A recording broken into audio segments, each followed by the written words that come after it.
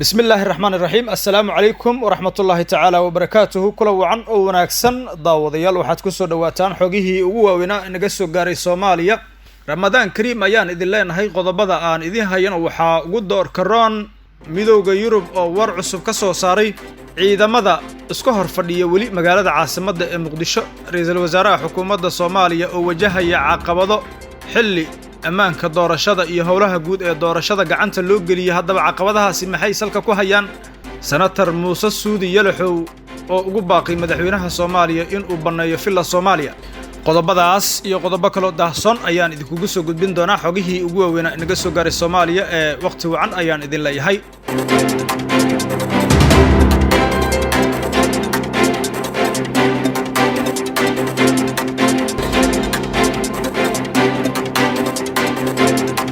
واتاي haddii aan ku bilaabo ururka midowga Yurub ayaa maanta dalbaday in ciidamada militariga laga saaro magaalada caasimadda ee Muqdisho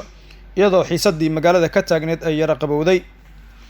danjiraha midowga Yurub ee Soomaaliya Nicholas Berlanka ayaa qoraal uu soo dhigay bartiisa Twitter-ka waxa uu ku sheegay in militariga laga saaro Muqdisho waa muhiimadda koobaad ee imika dadka doonaya in ay cayaaraan kaalin wanaagsan oo ku aadan doorashada waa in ra'iisul wasaare Roble ay ka taageeraan shaqadan muhiimka ah magaalada caasimadda ee Muqdisho ayaa waxa ku wada sugan ciidamada dawladda iyo sidoo kale ciidamo kale oo dawladda ka soo horjeeda balse ka hor yimid muddo kororsiga madaxweyne Maxamed Cabdullaahi Farmaajo iyo golaha shacabka ee laga dalbaday Sabtidii waxaana ra'iisul wasaare Roble uu dalbaday in ciidamadaas ay ka baxaan magaalada caasimadda ee Muqdisho kaasoo yeeshay ciidanka diidda muddo kororsiga oo hadda u muuqda inay si toos ah markaasi ugu biireen ciidamada midowga musharaxiinta ayaa waxaa ku sii biiraya ciidamo hor leh oo ka soo goosanaya dhanka dawladda taliya ku-xigeenka booliiska gaarka ah ee Haramcad Muumin Ciise Maxamuud iyo ciidamo uu hogaaminayo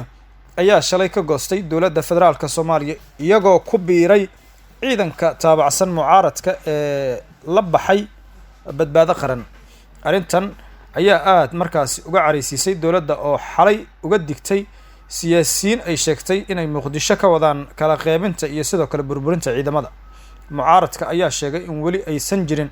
wax la taaban karo oo ra'iisul wasaare Roble uu sameeyay si loo aamino sidaas darteedna ay ciidankooda markaasi ay sii joogi doonaan furimaha hadda ay ku sugan yihiin ee magaalada caasimadda ee Muqdisho ilaa iyo hadda ma jirto wax waan oo ku saabsan ciidamada isku hor fadhiya magaalada caasimadda ee Muqdisho waxaas arinta si cakriyay ciidamo hor leh oo ka tirsan dawladda Soomaaliya oo muddooyinkii la soo dhaafay si toos ah ugu biirayay ciidamada mucaaradka iyadoo Sabtidii madaxweyne Maxamed Cabdullaahi Farmaajo uu hoggaanka doorashada iyo tan amniga doorashooyinka ku wareejiyay ra'iisul wasaaraha xukuumadda Soomaaliya Maxamed Xuseen Roble ayaa durba waxa soo baxaya culeysyo ka hor imaanaya ra'iisul wasaare Roble caqabadaha ugu waaweyn ee uu wajahayo ra'iisul wasaare Maxamed Xuseen Roble isla markaana durba bilowday ayaa waxa kamid ah qeyla dhaanta ka soo yeereyso ciidamada sidoo kale ka soo horjeeda muddo kororsiga oo wali furimihii dagaalka ku sugan hase yeeshee ra'iisul wasaaraha ayaa dalbaday in ciidamadaas laga saaro magaalada Muqdisho mucaaradka iyo maamulada Puntland iyo Jubbaland ayaa qaba in madaxweyne Maxamed Cabdullaahi Farmaajo uu wareejiyo ammaanka guud ee dalka taas oo haddii aysan dhicin imaan doonin kalsooni amni sababtoo ah waxa wali ciidanka hogaaminaya taliyaal isaga ka amar qaata mana jirto awood uu Roble leeyahay marka laga soo tago magac cun sida markaasi ay qabaan dhinacyadaasi midowga musharaxiinta iyo maamulada Puntland iyo Jubbaland ayaa Roble ku cadaadinaya in uu la soo wareego ammaanka guud ee dalka si xilka looga qaado taliyaasha ciidamada booliiska militariga iyo nabad sugidda oo lagu eedeeyay in ay wax ka abaabuleen dagaalo iyo sidoo kale weeraro ka dhacay magaalada caasimadda ee Muqdisho dad badan ayaa qaba in Farmaajo uusan wali si rasmi ah u wareejin awoodda maamulka ciidamada marka laga reebo in magac cun uu raacay ra'iisul wasaare Maxamed Xuseen Roble sidoo kale dadka ka hadla arrimaha siyaasadda ayaa qaba in ra'iisul wasaare Maxamed Xuseen Roble haddii amniga si toos ah markaasi uu ula wareego ay macquul tahay in awoodda iyo sidoo kale ciidamada iyo arrimaha doorashooyinka uu u madax bannaanaan doono marka arrintaasi oo haatan walaac ku abuurtay midowga musharaxiinta iyo sidoo kale madaxda maamul goboleedyada Puntland iyo Jubbaland kuwa oo sheegay in ra-iisul wasaaraha uu yahay maqaarsaar. senator xaaji muuse suudi yalaxow oo warbaahinta kula hadlay magaalada caasimadda ee muqdisho ayaa madaxweyne maxamed cabdulaahi farmaajo ka dalbaday inuu ka baxo madaxtooyada soomaaliya oo guri u gaara muqdisho uu ka dego, isaga oo sheegay in wax xilwareejin ah aan laga rabin islamarkaana uusan mudnayn. muuse suudi yalaxow ayaa sheegay inaysan aqbali doonin farmaajo inuu iska sii deganaado villa soomaaliya oo ay markaasi